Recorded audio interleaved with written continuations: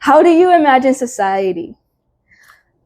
So in this session, we will include what goes into creating a society, how society is developed internally, and take a glimpse into potential downfalls if you don't take care of the society very well.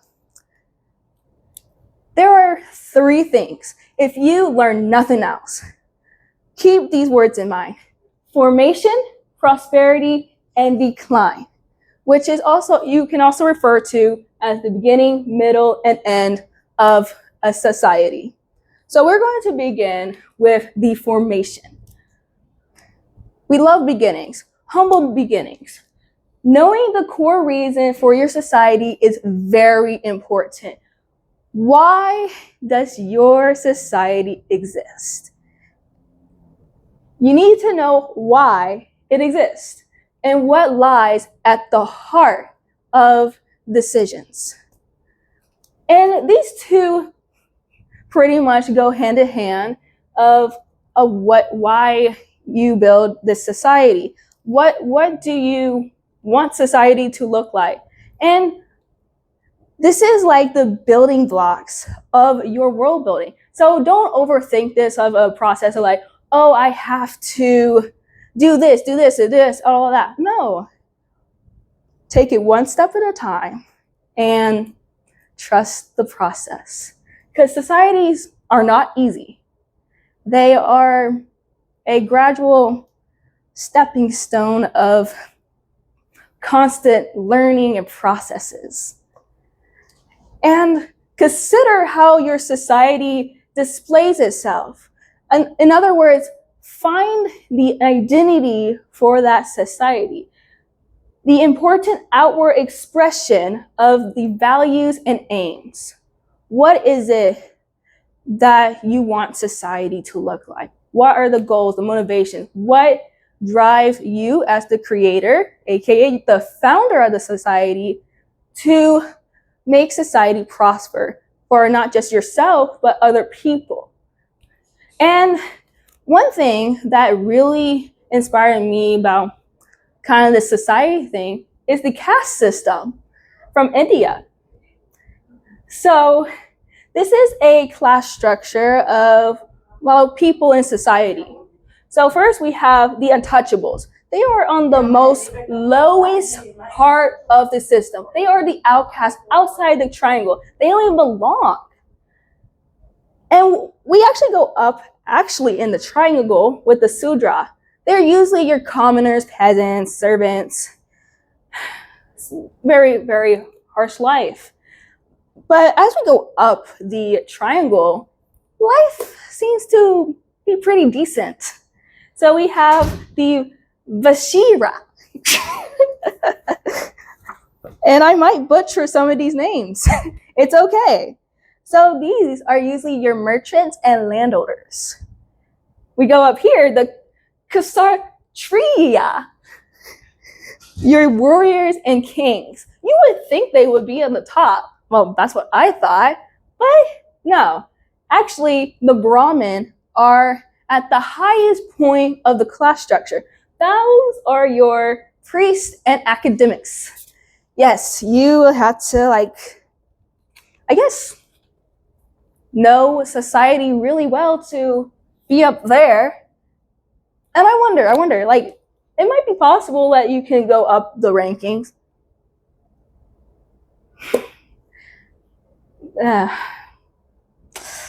I'm so sorry, untouchables.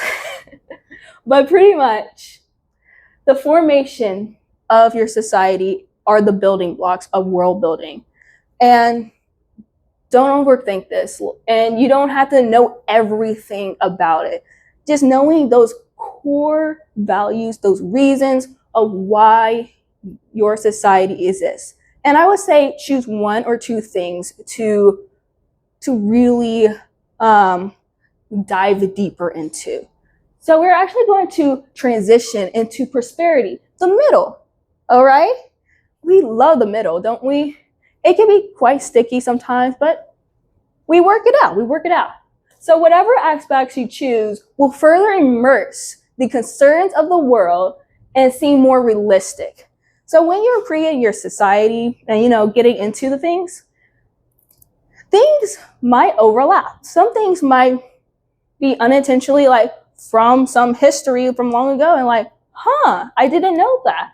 And immersing, your readers or viewers into this society that you created is actually going to be the first impression you make.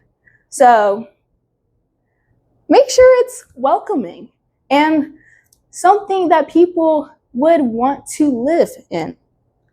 Or not. But the structure of your society, of its internal power hierarchy, is very important and will affect how it functions. So I want to talk about this really quick.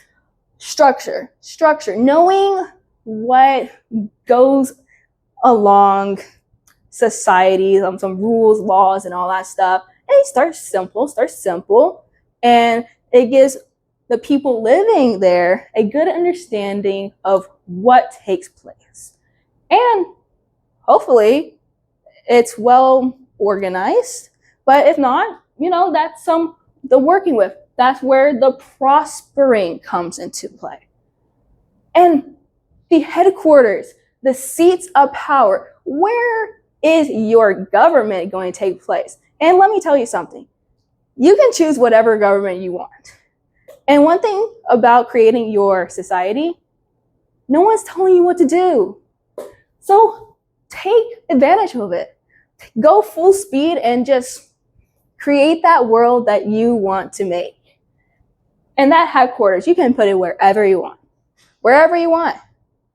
Just have it in place so there's someone controlling it and things keep rolling and everyone else will see that you are up there with the big ones.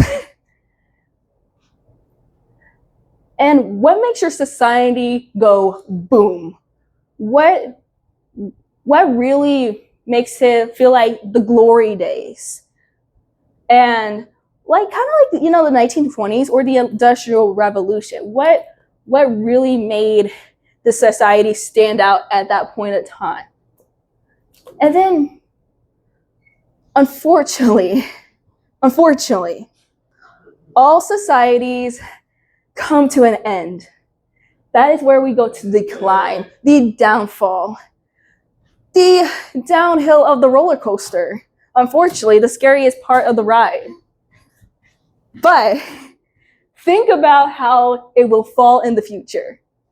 So you, as the creator of this society, has the distinguished, most unique advantage. Because you started this world. You see how it goes. And you predict its future. And you can do whatever you want with it. And thinking that far ahead, but actually, bring in some things like some conflicts or, some silly circumstances that might make your society a little iffy at times and make people who live there question. But this is your world. You want to immerse people in there and make them believe that your society is the best place in the world. And it can happen suddenly or gradually. So if you really hey, okay, I used to love this society, but you know what? Screw this society, screw whoever. Or you want to take your time with it. You want to be that master manipulator, that mastermind, and take it slowly and see what small problems in that society happens. And eventually, things start to crumble. People come together and they pretty much revolt, resist, rebel. And a term that I want you to keep in mind, system collapse. It is complex workings that are brought down by numerous small reasons interacting to cause a devastating fall. Think about the American Revolution, how America was building up pretty much. King George III put in that proclamation in 1763, prohibiting us Americans from moving west, saving it for the native Indians. Reasonable, but the people were very mad because the reason why they move away from King George because they wanted new opportunity. And King George was limiting that. And he was, dictating what the people of America, the growing America, were going to do. And they had so many grievances, complaints to go with that. Hopefully that does not happen in your society. If so, explore the conflicts around it. Make it complex. Have reasons why the system collapses. And to conclude, formation, prosperity, and the decline of society is all how you make of it.